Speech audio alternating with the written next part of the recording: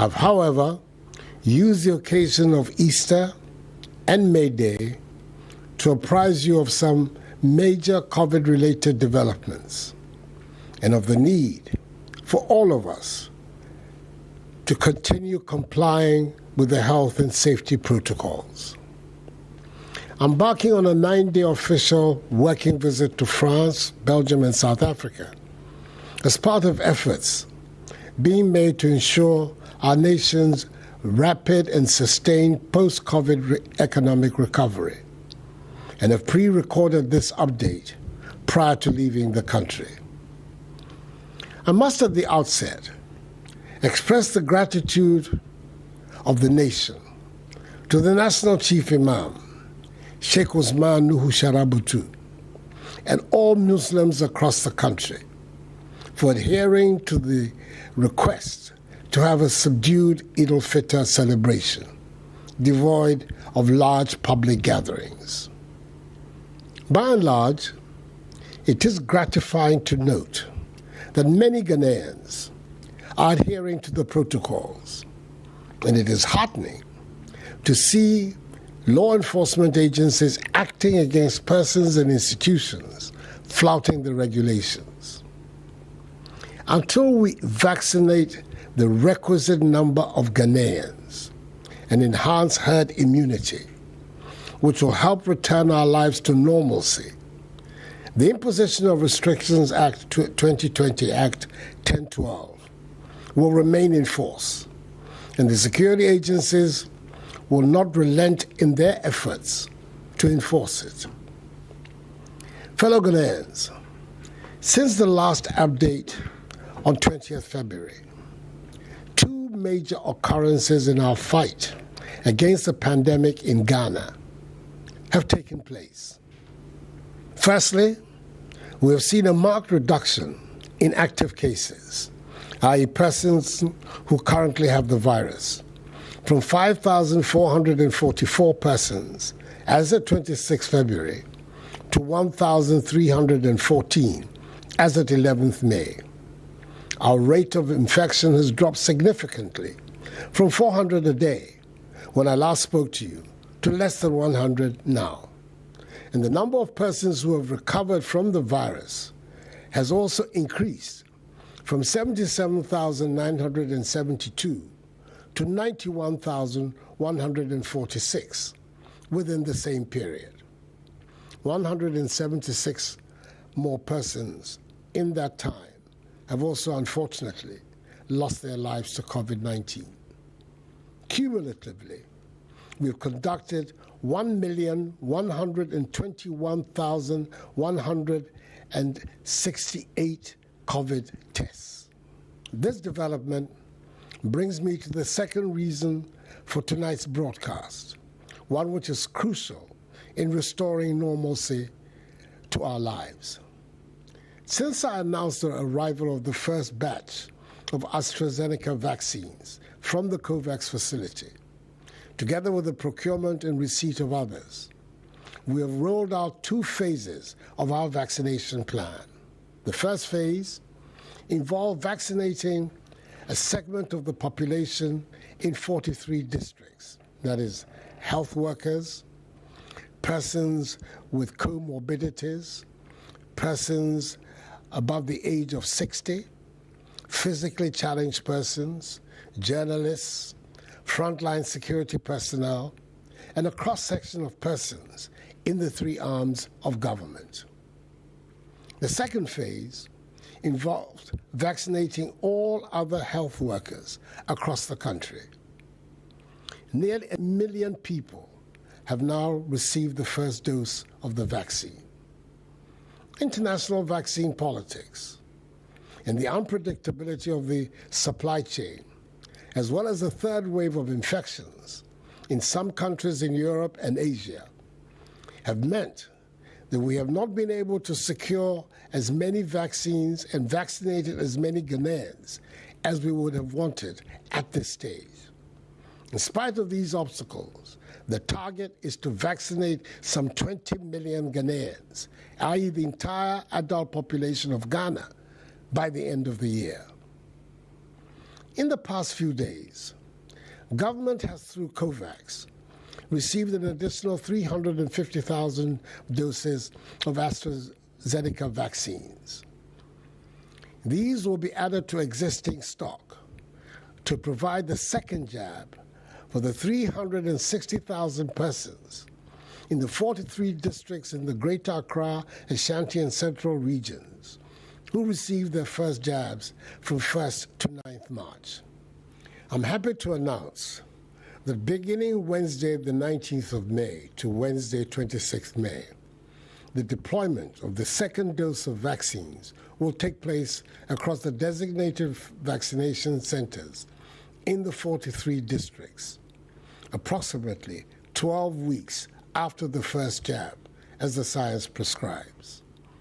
More details of the deployment will be communicated by the Ghana Health Service in the coming week. Efforts are being made to ensure that those who receive their first jabs after the 9th of March will in due course receive their second. We are expecting an additional 300,000 doses of Sputnik 5 vaccines, which have already been approved by the Food and Drugs Authority to arrive in the country. As and when we make further progress in the acquisition of vaccines, the Ministries of Health and Information will make this known to you. We're making all efforts to achieve our overall vaccination target. As alluded to earlier, we are all aware of the havoc the virus is wreaking in Asia and South America, in the form of rising infections and huge death tolls. Whilst our thoughts and prayers are with these countries, we must be mindful of the associated risks of travel to and from these countries.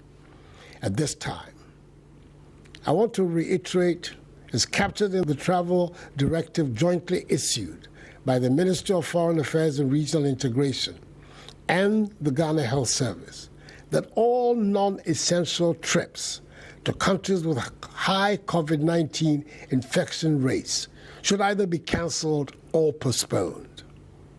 There will be plenty of time, God willing, for such trips in the future. We will continue to review our travel restriction measures. Fellow Ghanaians, a major objective of our fight against the virus, right from the onset, has been to limit its importation onto our shores. Consequently, when we reopened Kotoka International Airport, KIA, our aim was to ensure that as much as possible, arriving passengers do not carry the virus, and to establish a testing regime at KIA to help us pick up passengers who have the virus and prevent them from introducing it into our population. KIA, some 3 weeks ago, recorded significant increases in the numbers of passengers who tested positive for COVID-19. This was identified as in part being due to the countries of embarkation experiencing a third wave of the virus, and also challenges in attesting to the authenticity of COVID-19 PCR certification being presented at airports around the world. Since then, the increase in positive tests from passengers arriving at KIA has declined considerably. Nevertheless, it's still necessary for us in Ghana to find a way to secure further our borders and attain our objective of limiting the importation of the virus. To prevent fake COVID-19 PCR certificates being used to enter our country, government through the Ministry of Health has begun the process of digitizing PCR test results to ensure ease of verification. The technology platform being used at KIA is based on standards set by the Africa Trust Travel and ECOWAS Biomars.